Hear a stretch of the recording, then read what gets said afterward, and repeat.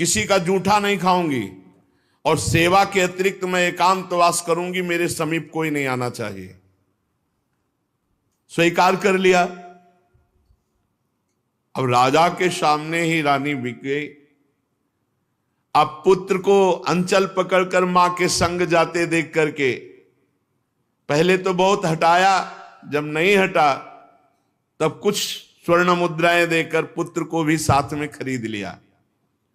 राजा अत्यंत दुख से व्यथित कि कहां राजकुमार और महारानी कैसे रहती थी, आज बिक करके सेवा में।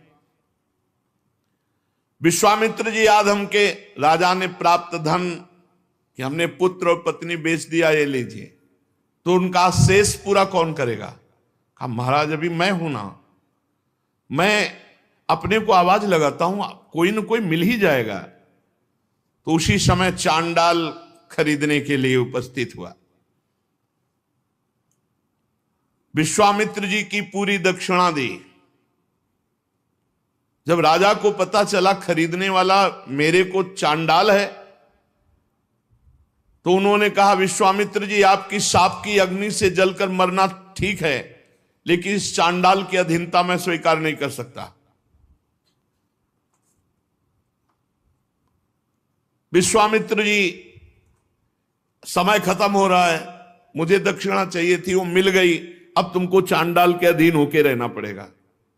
अब तो उसकी इच्छानुसार बनकर के दास सेवा करनी होगी। विश्वामित्र जी ने कहा 1 अरब स्वर्ण मुद्रा दी है, हरिश्चंद्र तुम्हारे को खरीद लिया इस चांडाल ने।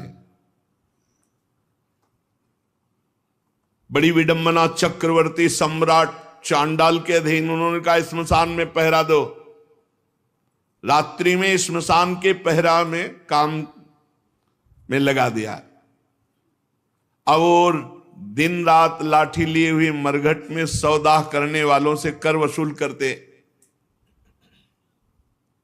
जहां सैकड़ों दासियां सेवा में रहती थी, वहां महारानी दासी बनकर के ब्राह्मणी के यहां सेवा में झाड़ू लगाना, घर लीपना, जल भरना, ये सब।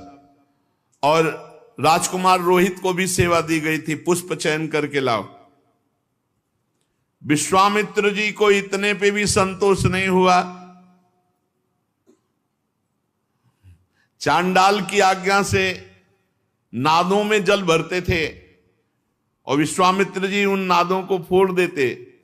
जब जल बह जाता तो चांडाल आकर बहुत तिरस्कार करता हरिश्चंद्र का, हाथ जोड़े सर झुकाए खड़े रहते हरिश्चंद्र। एक दिन पुष्प चयन करने के लिए संध्या के समय राजकुमार रोहित गया तो वहां सर्प ने डस लिया। तत्काल प्राणांत हो गया बालक का।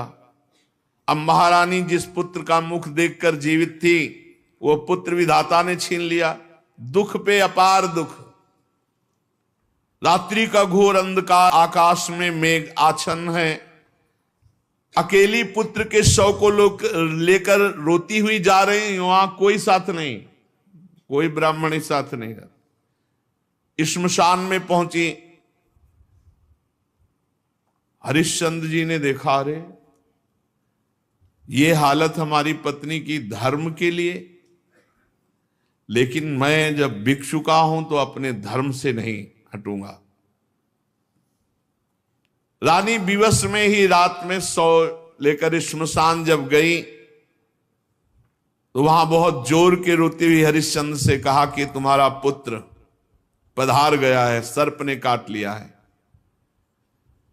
हरिश्चंद्र बोले श्मशान के स्वामी का पहले कर दो, फिर आपके लिए बिक गई हूं, आपके लिए बिकी हूं पुत्र के सहित। तो पुत्र पधार गया है, हमसे कह रहे हो कर दो, कहां से दूं, क्या है हमारे पास? अयोध्या नरेश चक्रवर्ती सम्राट महाराज हरिश्चंद्र वज्रपात मानो हो गया हो, लेकिन हिले नहीं, अपने धर्म में रहे। उन्होंने कहा कि तुम कल्पना भी नहीं कर सकती हो कि हरिश्चंद्र का हृदय इस समय कैसा है। देवी, आज्ञा का पालन अपने स्वामी को कर दिए बिना यहां हम सौदाह या प्रवाह नहीं होने देंगे। तुम अपने धर्म का पालन करो और मैं अपने धर्म का पालन करूंगा। देखो तुम तनिक भी डिगना नहीं, भारी से भारी संकट आने पर भी तुम अपने धर्म में स्थित रहना, धर्म तुम्हारी रक्षा कर लेगा। सौ ढकने के लिए कोई वस्त्र तो था नहीं, तो अपने जो शरीर में वस्त्र था उसके पहला ही टुकड़ा करके लपेट कर लाई थी। पतिव्रता ने दूसरा उसी कपड़े का जैसा हिस्सा फाड़ा और कहा कि ये कर के रूप में ले लो। जे ही उन्होंने लिया तो विश्वामित्र जी प्रकट हुए और कहा आपने वो करके दिखाया, कोई मैं एक महात्मा के वचनों का पालन करने के लिए या धर्म के पालन के लिए इस तरह अपने जीवन को, राज्य को, परिवार को। उसी समय जो चांडाल ने खरीदा था वो प्रकट हुए और कहा जानते हो मैं मूर्तिमान धर्म हूं, तुम्हें दास कौन बना सकता है। जो धर्मात्मा पुरुष है उसको किसी की त्रिभुवन में ताकत नहीं कि उसे दास बना सके। साक्षात धर्म ने ही चांडाल रूप होकर के खरीदा था। साक्षात अंबा अन्नपूर्णा ने ही, जो ब्राह्मण के वेश में थी, वो कुंवर को और रानी को खरीदा था। देवराज इंद्र ने अमृत की वर्षा की, रोहित कुंवर जीवित हो गए।